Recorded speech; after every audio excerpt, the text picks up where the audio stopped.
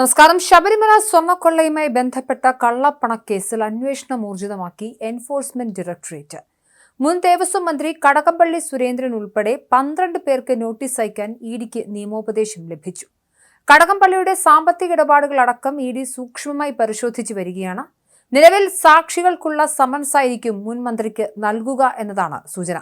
എന്നാൽ കേസിലെ മറ്റു പ്രതികളുടെയും സംശയ നിഴലുള്ളവരുടെയും വിവരങ്ങൾ അതീവ രഹസ്യമായി സൂക്ഷിക്കുകയാണ് ഏജൻസി.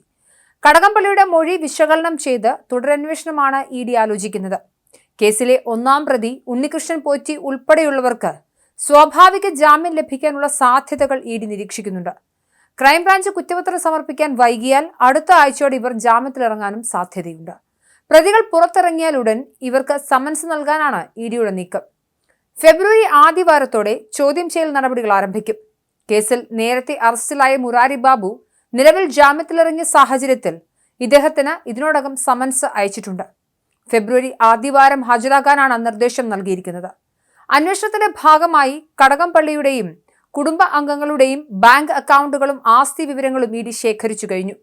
ശബരിമലയിലെ സ്വർണവുമായി ബന്ധപ്പെട്ട ക്രമക്കേടുകളിൽ ലഭിച്ച പണം എങ്ങോട്ടൊക്കെ ഒഴുകി എന്നതാണ് അന്വേഷണ സംഘം പ്രധാനമായും പരിശോധിക്കുന്നത്.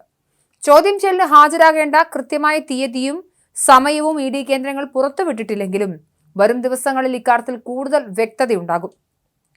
അന്വേഷണം വിപുലീകരിക്കുന്നതോടെ ദേവസ്വം ബോർഡിലെ കൂടുതൽ ഉദ്യോഗസ്ഥരിലേക്കും അന്വേഷണം നീണ്ടേക്കും. ശബരിമല സ്വർണ്ണക്കൊള്ളയുമായി ബന്ധപ്പെട്ട കള്ളപ്പണക്കേസിൽ മുൻമന്ത്രി കടകംപള്ളി സുരേന്ദ്രനെ ചോദ്യം ചെയ്യുന്നതിലൂടെ തട്ടിപ്പിന്റെ ആഴവും വ്യാപ്തിയും പുറത്തുകൊണ്ടുവരാൻ കഴിയുമെന്ന പ്രതീക്ഷയിലാണ് എൻഫോഴ്സ്മെന്റ് ഡയറക്ടറേറ്റ്. ദേവസ്വം മന്ത്രിയായിരുന്ന കാലയളവിലെ സുപ്രധാന തീരുമാനങ്ങളും വകുപ്പിലെ ഉന്നത ഉദ്യോഗസ്ഥരുമായുള്ള സാമ്പത്തിക ഇടപാടുകളുമാണ് ഇഡിയുടെ പ്രധാന നിരീക്ഷണത്തിലുള്ളത്.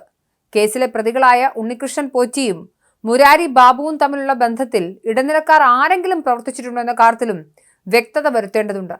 സ്വർണ്ണ ഉരുപ്പടികളുടെ തൂക്കത്തിൽ വന്ന കുറവും ശുദ്ധീകരിക്കുന്നതിനായി കൊണ്ടുപോയ സ്വർണത്തിന്റെ കണക്കുകളിലെ പൊരുത്തക്കേടും നേരത്തെ തന്നെ വിവാദമായിരുന്നു. ഇതിനു പിന്നിൽ വലിയൊരു കള്ളപ്പണ ശൃംഖല പ്രവർത്തിച്ചിട്ടുണ്ട് എന്നാണ് ഇഡിയുടെ നിഗമനം. പ്രതികളുടെ സ്വത്തുക്കളും ബാങ്ക് നിക്ഷേപങ്ങളും കണ്ടുകെട്ടുന്നതടക്കമുള്ള കർശന നടപടികളിലേക്ക് അന്വേഷണ സംഘം കടന്നേക്കും. അതേസമയം ശബരിമലയിലെ സ്വർണ്ണക്കവർച്ച കേസിൽ നിർണായക വഴിത്തിരിവായി VSSC ശാസ്ത്രജ്ഞന്മാരുടെ മൊഴി മാറും. 98-ൽ UB ഗ്രൂപ്പ് സമർപ്പിച്ച സ്വർണം പൊതിഞ്ഞ ചെമ്പുപാളികൾ തന്നെയാണ് നിലവിൽ ശബരിമലയിൽ ഉള്ളതെന്ന് ശാസ്ത്രീയ പരിശോധനയിൽ വ്യക്തമായി. കട്ടളപ്പാളികൾ അപ്പാടെ മാറ്റിയിട്ടില്ല എന്നും എന്നാൽ അതിന്റെ സ്വർണത്തിന്റെ അളവിൽ വൻതോതിൽ കുറവുണ്ടായി എന്നുമാണ് പ്രത്യേക അന്വേഷണ സംഘത്തിന്റെ നിഗമനം. ഇതോടെ കപ്പൂർ ബോർഡിൽ കൊള്ളയ്ക്കുള്ള സാധ്യത കുറയുകയാണ്. ഇത് തിരുവിതാംകൂർ ദേവസ്വം ബോർഡിനും ആശ്വാസമാണ്.